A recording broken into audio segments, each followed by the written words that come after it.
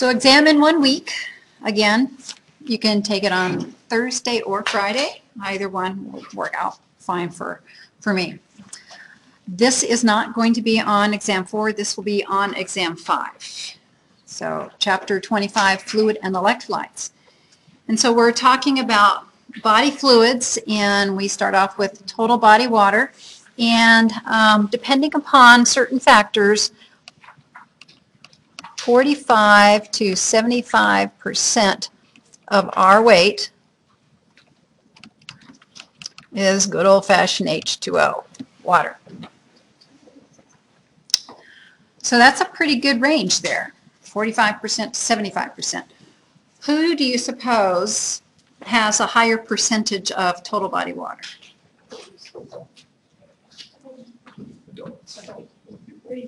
Babies do. Babies do. So your percentage of total body water is going to be dependent upon, obviously, age. So the younger you are, the higher the percentage of total body water, and then the older you are, the lower the percentage of the total body water. And it's also based on body composition.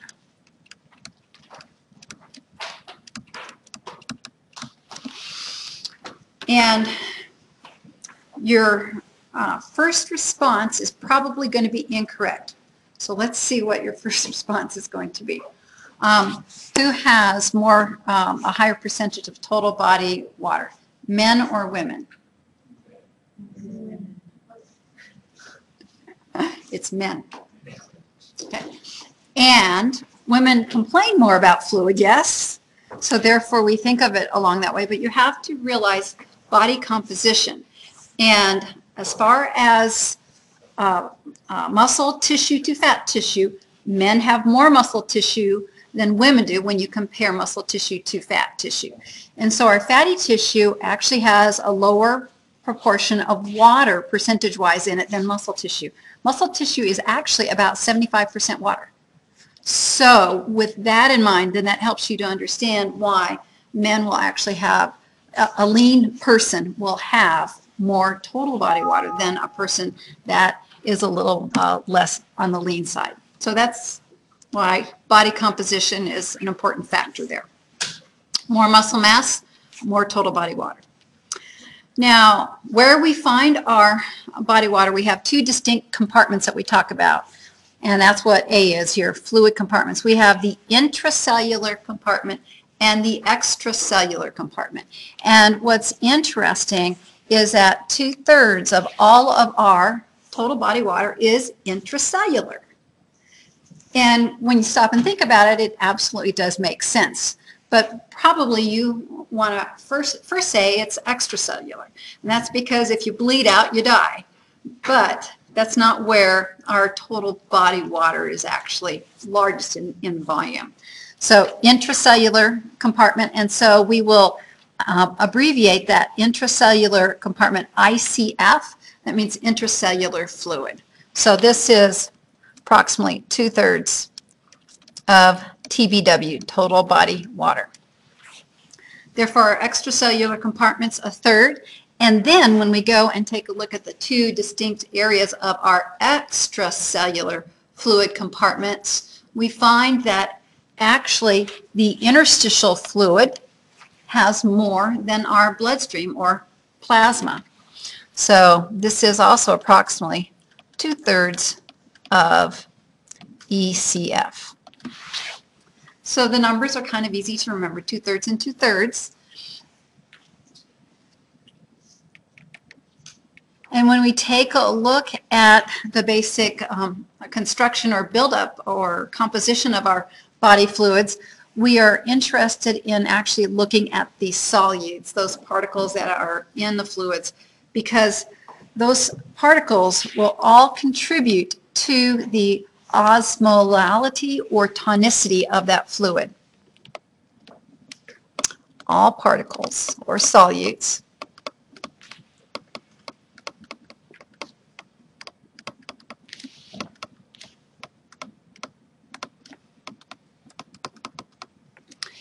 And we have used tonicity in the past. We've used osmolality, osmolarity, and tonicity. So remember, the higher the osmotic number, also the higher the tonicity or hypertonic the solution. Now, the solutes that we look at when we're dealing with this are our electrolytes, and those are solutes that dissociate into charged particles, and we know those as ions. And then we also have non-electrolytes, and so these are solutes that are without a charge, and these are organics that do not dissociate.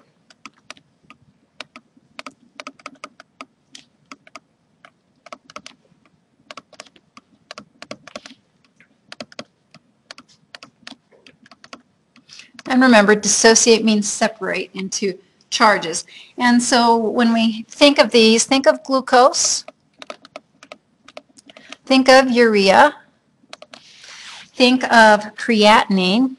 These are kidney things. Put them together. And then lipids. But they all contribute to our tonicity or our osmolality. Now, let's take a look at our electrolytes in our intracellular and extracellular fluid. So this should be electrolytes. And we're interested in the main electrolytes of these areas. So in our extracellular fluid, looking for various ions that we've discussed quite often. We've talked about sodium ion, and remember that's a cation. And we've talked about the chloride ion, and that's our anion. That's the extracellular ions that we're interested in. Our intracellular ions that we talk a lot about, the cation is potassium, and then our anion is phosphate. And it has a -2 charge with it.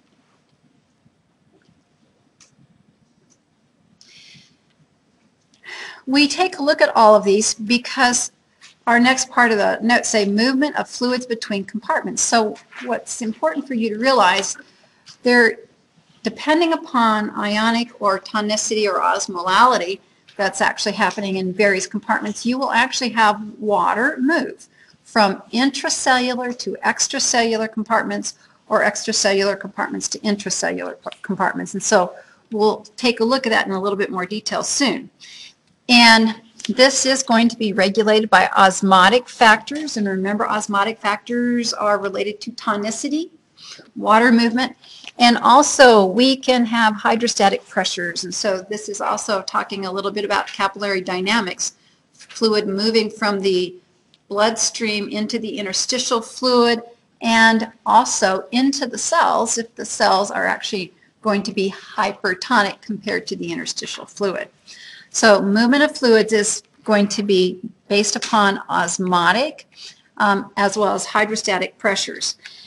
As far as osmotic pressures go, anything that changes an ion in a particle or ion concentration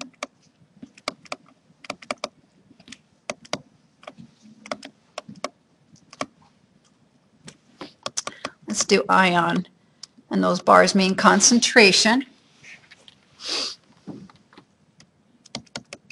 will affect fluid movement.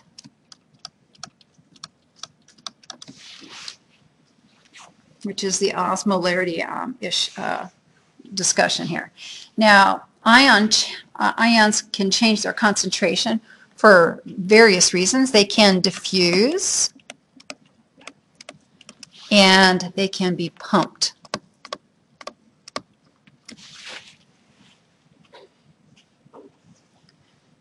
And sodium is one of the, and potassium are major ions that are diffusing into our neurons when they open the sodium gates and pumped out of our neurons when those gates are closed and we're trying to reestablish resting membrane potential. Water balance, intake must equal output is what this is basically talking about. In an average male, this is about 2.5 liters per day. And I think it's kind of cute that they put female there as our example, but this is a typical male. So fluid intake, 2,500, fluid output, 2,500. And most of the fluid that we take in is in food or drink. So drink is the largest component, and then water in the food that we eat is the next largest component. So when we go down to the notes, it says intake fluid 60% is more important that you actually remember the percentage, not necessarily the mLs.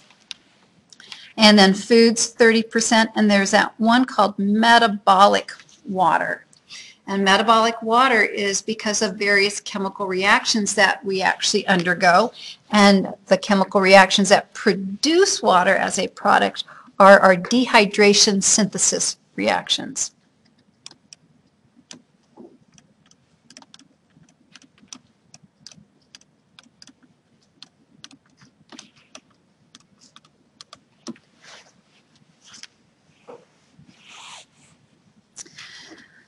How do we regulate how much fluid we take in?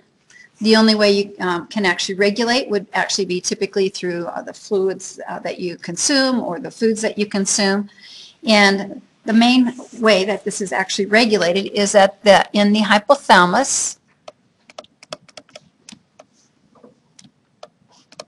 there are thirst centers.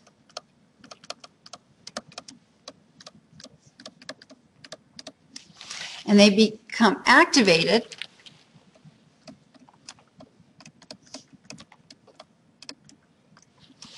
when osmolar receptors in those areas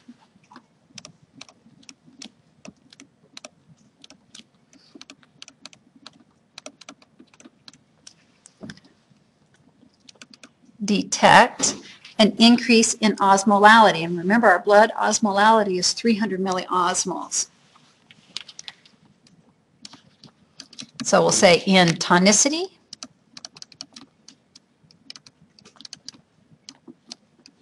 and osmolality.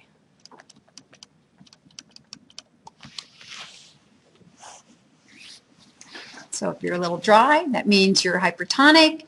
The osmolar receptors of the hypothalamus will then activate the thirst center, and you'll be inclined to go get something to drink. Now, that's something that's easy to do when you're a child and an adult. Infants are subject to dehydration because they can't tell you when they're thirsty. And so if the parent is not paying attention, they're more at risk for dehydration related complications. The other thing too is as we age, do you think that the geriatric population has a normal response to being on the dry side? They don't. And so as things go with age, things don't necessarily function as well as they should. And so it's often the case that a lot of times the elderly individual needs to be reminded, have something to drink, and bring them a drink, and they say, I'm not thirsty. I said, go ahead and drink it anyways, It's good for you, and it is true. That's how we get our 2.5 liters in. Now let's talk about how we get our 2.5 liters out. Percentage-wise, lung and skin account for 28%. Sweat's only 4%. Fecal material, the water that comes with that's only 8%. And of course, as we were suspicious, urine is the largest percentage of our output. The regulation of our output is mainly by our kidneys, since that's where the largest amount of output actually occurs.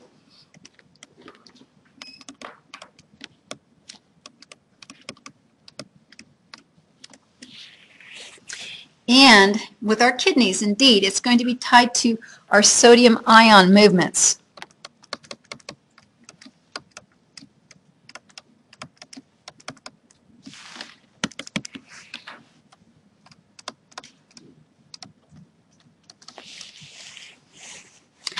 And because the kidneys are going to be responsive to various hormones, such as antidiuretic hormone and aldosterone, it's also tied to hormonal levels.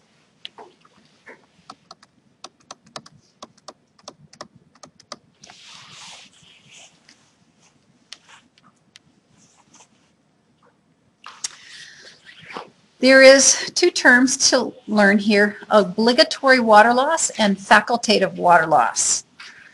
Obligatory, you are obliged to lose this fluid, cannot be regulated, in other words, and it is independent of your water intake. And let's go take a look at the chart up above where obligatory losses come from.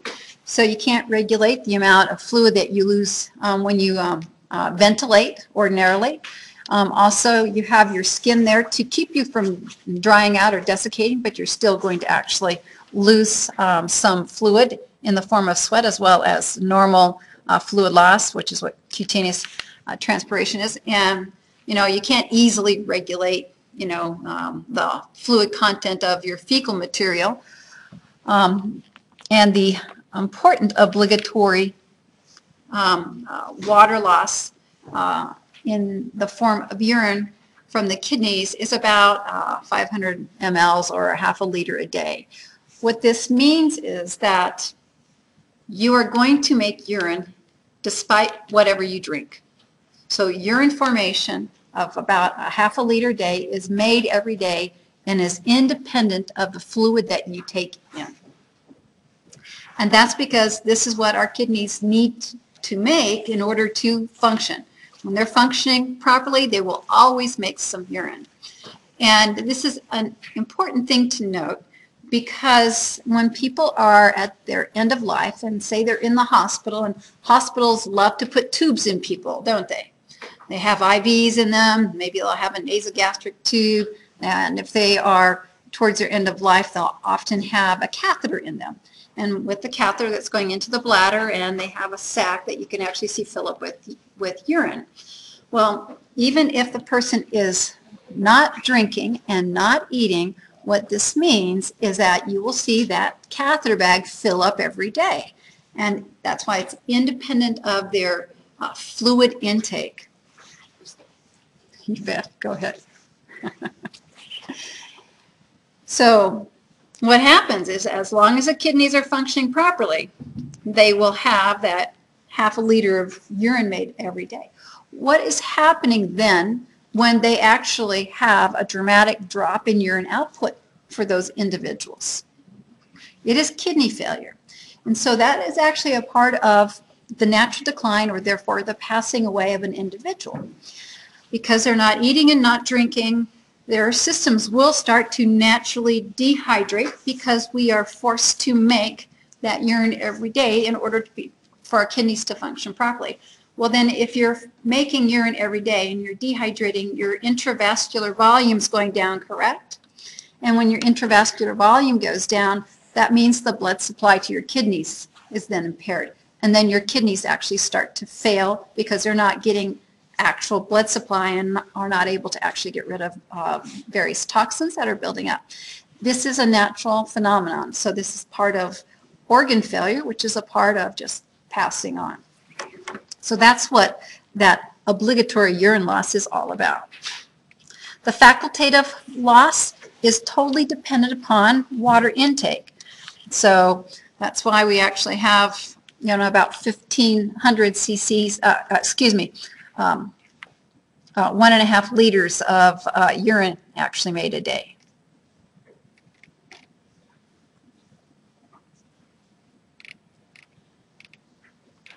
Now let's take a look at electrolyte balance. And we can refer to this as salt balance. Sodium chloride was the main extracellular fluid that we've talked about. It's outside the cells and mostly must be pumped.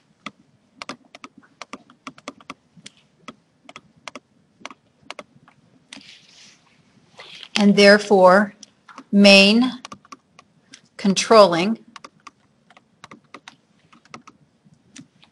extracellular fluid solute.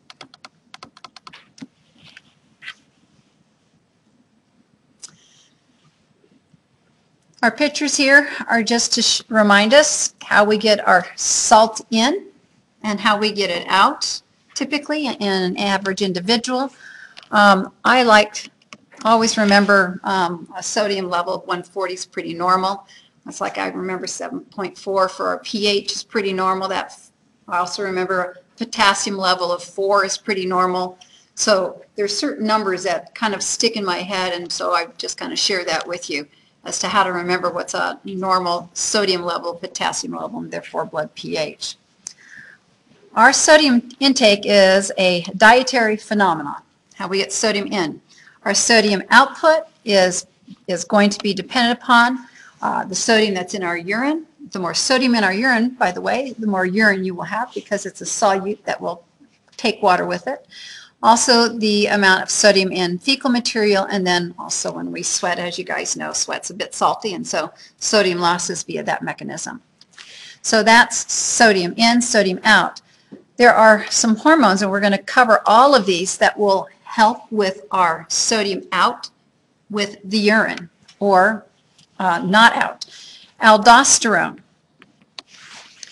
Aldosterone is a mineralocorticoid that is designed to actually cause us to reabsorb sodium in the distal convoluted tubule, and with that also water. It helps us to maintain basically a normal blood concentration of sodium. Antidiuretic hormone, remember those are the ones that insert aquaporins, so the more holes we poke into our cells, the more water that will actually move from our distal convoluted tubule as well as collecting duct. And in doing so, when we lose water to the dry salty areas inside the kidneys, what we will do is we will dilute out our sodium levels because we're retaining water. And whenever you retain water, you would naturally dilute out your sodium. We are going to also talk about atrial natriuretic peptide, and it is going to actually cause us to lose sodium. Natriuretic means put sodium into the filtrate. It's going to cause us to secrete sodium into that, and it will also cause us to lose water with that. And that mechanism will cause a decreased sodium blood plasma concentration. We'll get into that in just a moment. This side here is just to show you that fluid shifts. It's to remind you, fluids are going to shift between our intracellular fluid compartment into the extracellular fluid compartment. And remember, this is the interstitium first. And then from the interstitium, it will go into the bloodstream if we are on the dry side. So if we're on the dry side, decrease water, for example, means in our plasma, we're on the dry side, or for some reason increase sodium, like we've had a really high salt meal, fluid will shift from the interstitium into the bloodstream, but the interstitium gets repleted by the fluid from inside the cells. So we do have these movements that actually occur between intracellular and extracellular fluid compartments. When we drink too much water, or we're not getting the proper sodium intake or ingestion, we'll then become hypotonic. Remember the terms, hypertonic, too many particles, hypotonic, too few particles, and the water will always move in the direction where the particles are in the highest concentration. So for hypotonic, we have too few particles, and water will move into the interstitium and from there into the intracellular fluid compartment. Let's take a look at the notes that talk about aldosterone, antidiuretic hormone, and atrial natriuretic peptide. So aldosterone is going to cause sodium reabsorption in the kidneys, more specifically the distal convoluted tubule, and water will follow. Aldosterone is released from the adrenal cortex.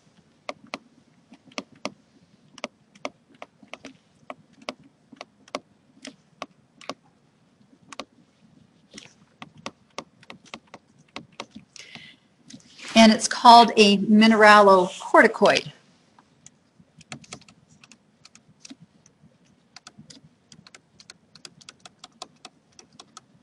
Because it's dealing with the minerals or ions, sodium and potassium.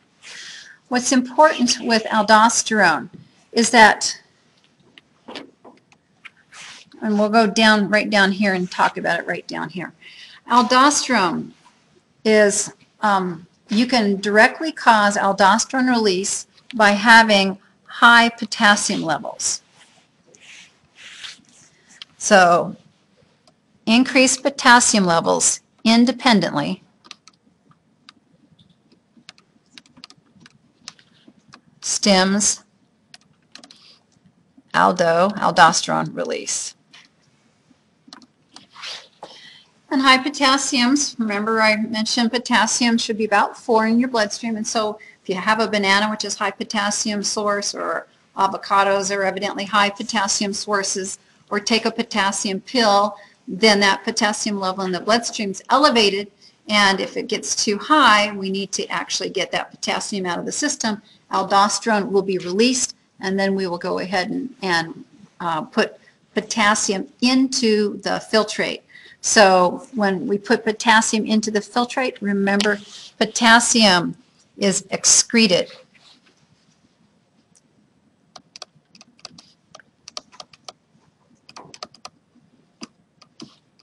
And we'll say secreted also.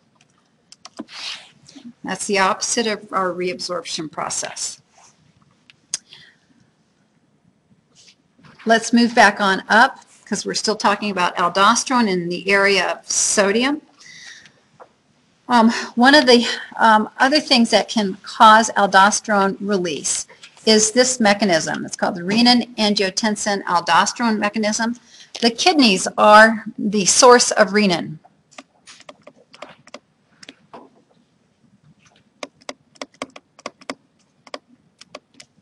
So renin is from our kidneys, and it is released whenever we have a drop of blood pressure.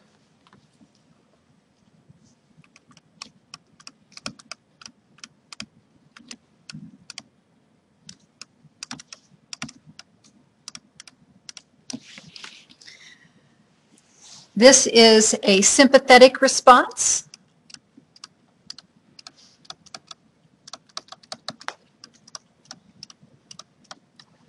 So in other words, this is a problem, and so we have aldosterone being released, and then renin being released.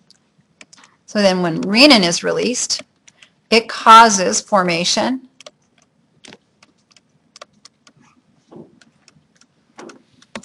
of angiotensin,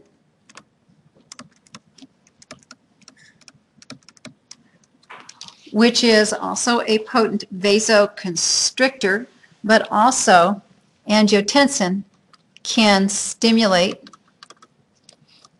aldo release from the adrenal cortex all by itself. So aldosterone is trying to keep our salt in us, so reabsorb, so that means sodium's in the filtrate, and we're pulling it out of the filtrate back into our system, and when we do so, we always pull water back with us. ADH causes water reabsorption because it causes the formation of aquaporin channels that are inserted into the luminal side of the cells of the distal convoluted tubule and collecting duct. Osmoreceptors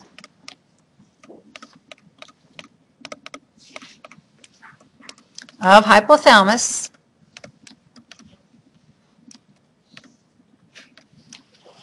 will detect solute changes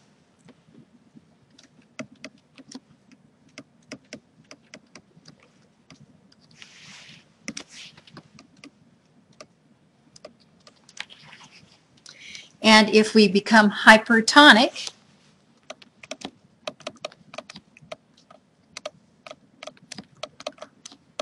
or hyperosmolar, then antidiuretic hormone will be released from the posterior pituitary.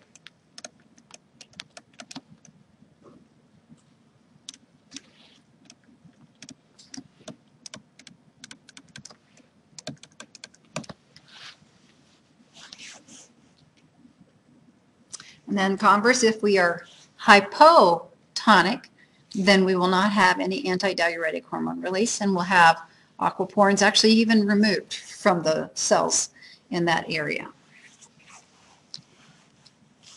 So this mechanism is designed to cause us to retain fluid. Aldosterone causes fluid retention, and antidiuretic hormone causes fluid retention. And ANP does the opposite. Atrial natriuretic peptide.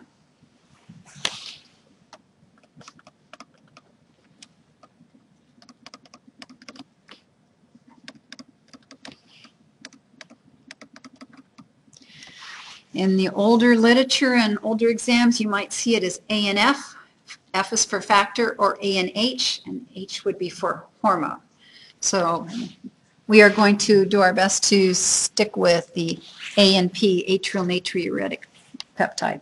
What's interesting about this chemical, released obviously by the atria, is that it basically inhibits all of the events of sodium retention.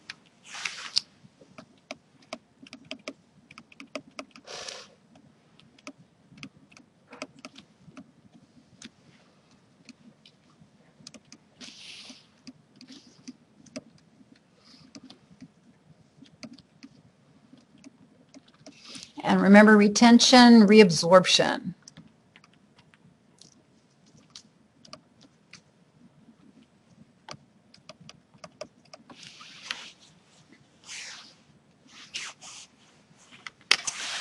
What it does, it suppresses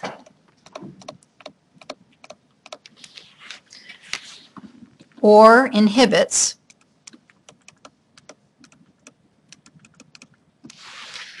the formation of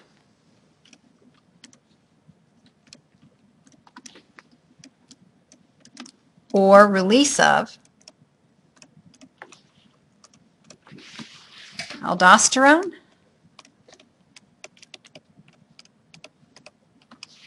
antidiuretic hormone, renin, and even angiotensin.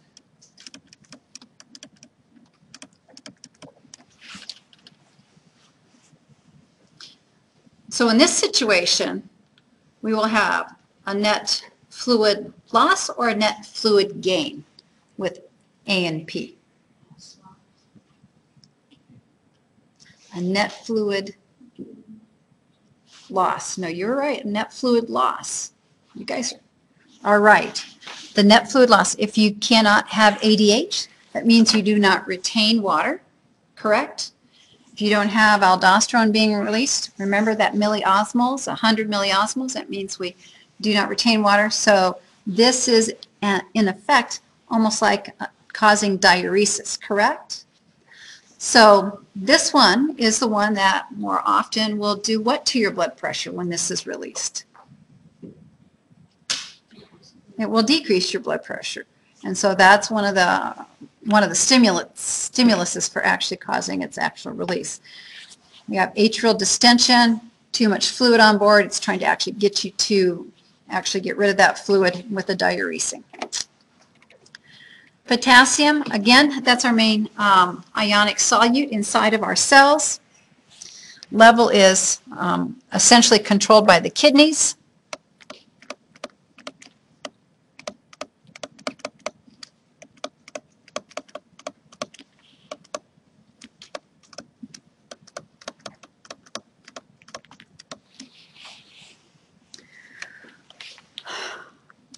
High potassium causes aldo release,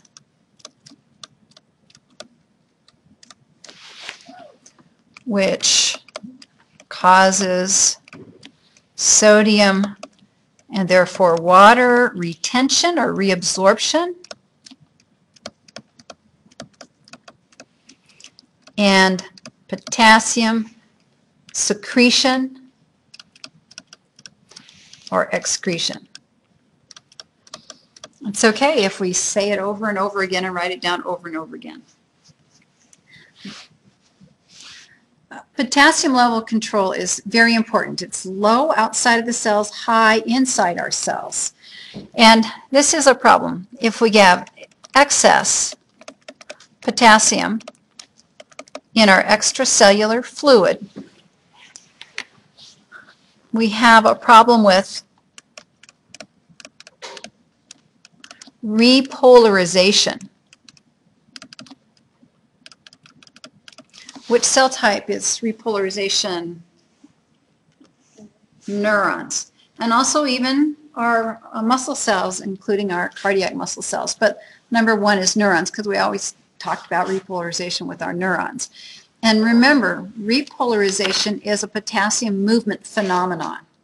And so depolarization, sodium moves into our neurons, correct? And repolarization is potassium moves out of our neurons. And remember, this is a simple diffusion process. So if you have a high potassium level in the extracellular fluid, you don't get as much potassium moving out of the neuron for repolarization. So it hinders our repolarization event. So that's if excess. Now what if depleted?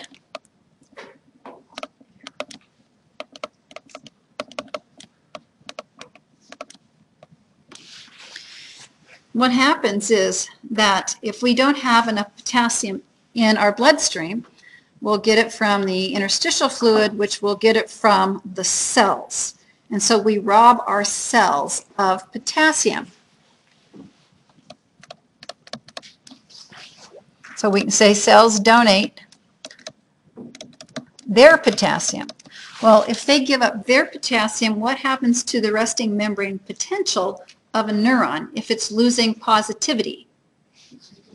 It becomes more negative, and then we have a hyperpolarization, which means it's harder to get the neurons to fire.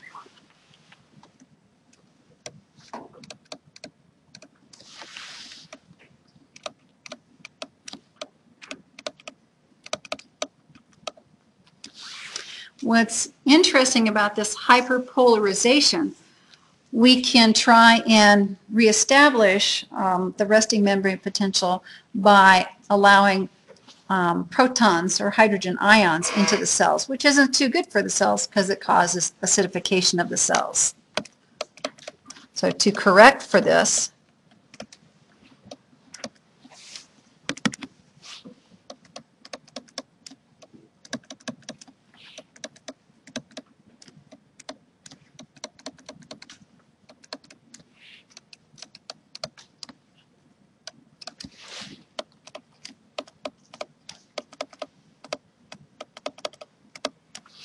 RMP, resting membrane potential.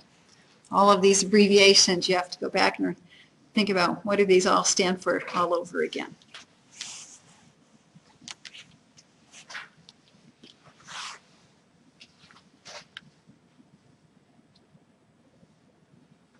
Is that the same kind of process during like general adaptation syndrome?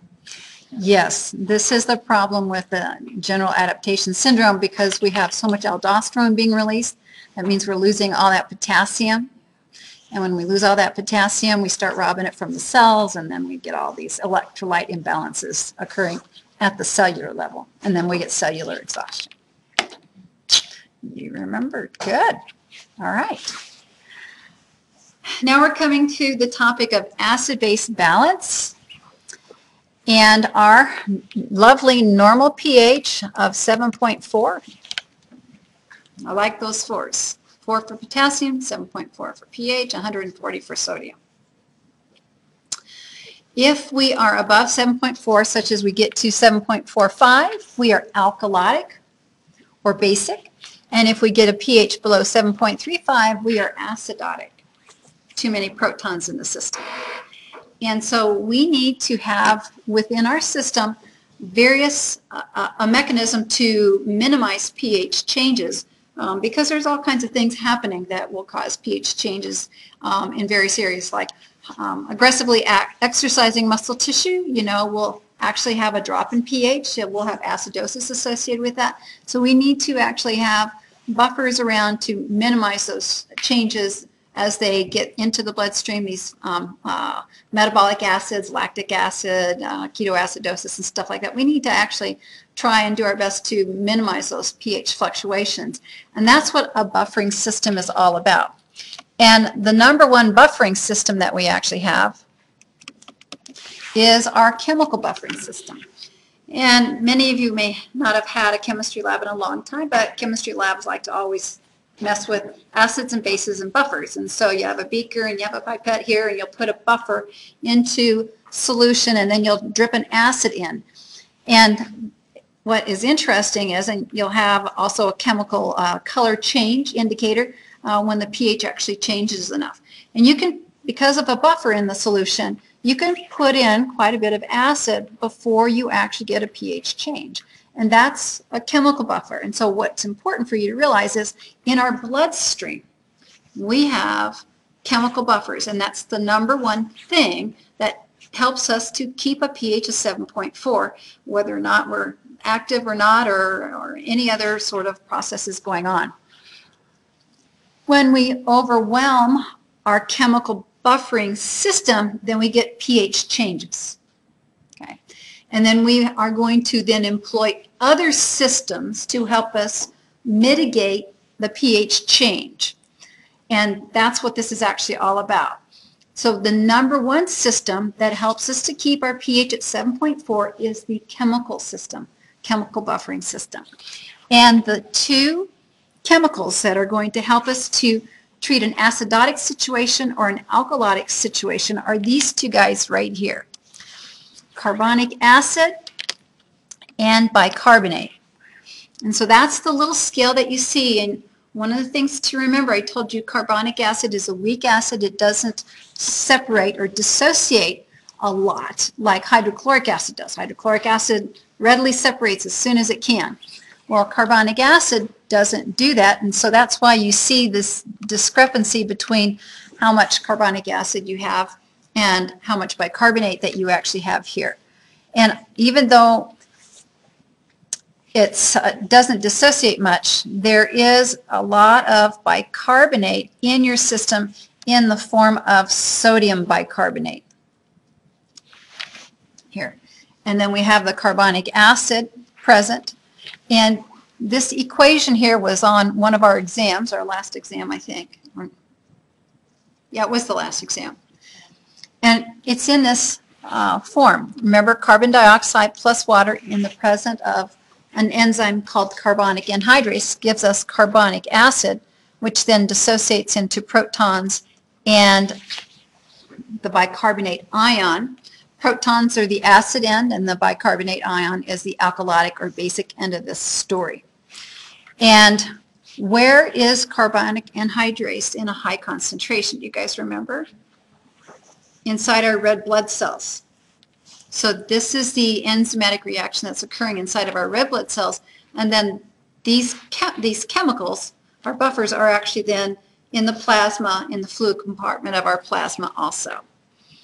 And so with our bicarbonate buffering system, we have this weak acid and this weak base that can interact with strong acids and strong bases.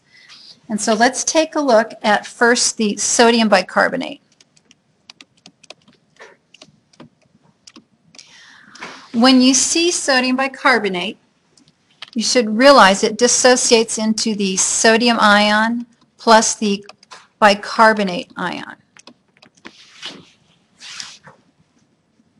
And when we are dealing with a strong acid, HCl, we can dump in some sodium bicarbonate, and we will get salt, NaCl, plus H2CO3. This guy is really strong, will make big pH changes, but because we have so much sodium bicarbonate floating around in our bloodstream, it's not a big deal. We will make it into a weak acid, which means we have minimized a pH change. Now, we don't get hydrochloric acid dumped into our bloodstream, but this is just to show you how we take a strong acid and then convert it into a weak acid, therefore minimizing pH fluctuation or pH change. Now, if we take a very strong base or alkali, sodium hydroxide, and we add a weak acid, what's really nice here, we can make sodium bicarbonate and good old-fashioned water. So again, we have taken something very strong and we have then converted it into something that is essentially on the weak side. This one here is for acid. This one here is for alkali or base.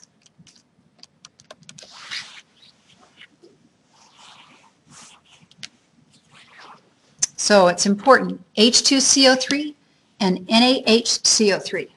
Those two are buffers. You use an acid if you want to buffer an alkaline situation or basic situation, and then you'll use the base if you're wanting to buffer an acidic situation. This is another buffer, but it doesn't play anywhere near as big of a role as our bicarbonate and carbonic acid buffering system. It's the phosphate buffering system. It works very similar as the bicarbonate system, except we don't have much of the phosphate buffering system in our plasma, so not much help here.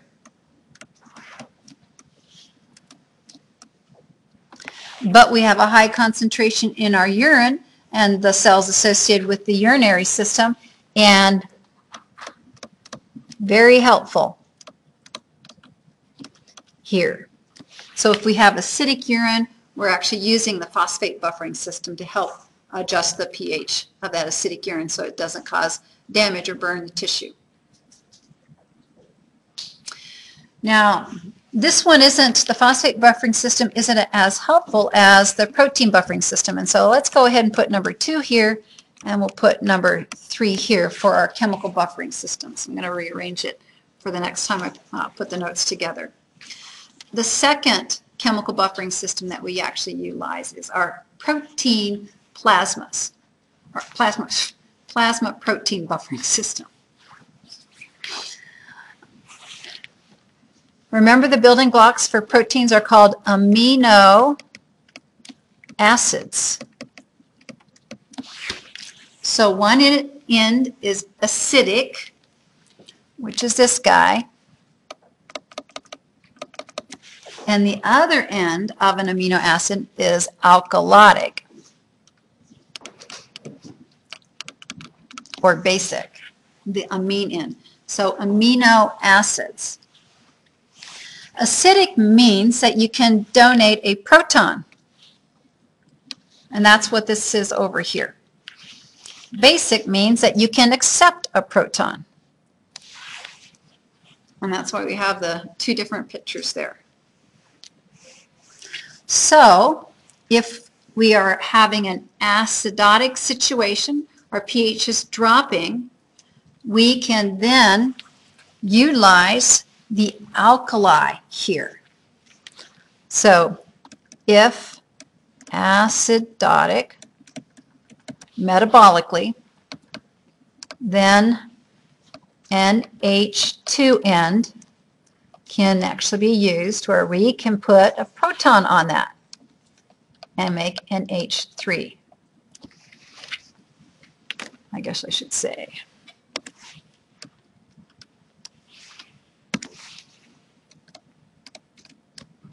R is a generic, just a generic part of the amino acid molecule, and therefore vice versa. So let's stop there, and we'll pick up with the respiratory system of control on Monday, and then we'll also start our reproductive system on Monday. Do you guys have any questions for the notes for today? All righty.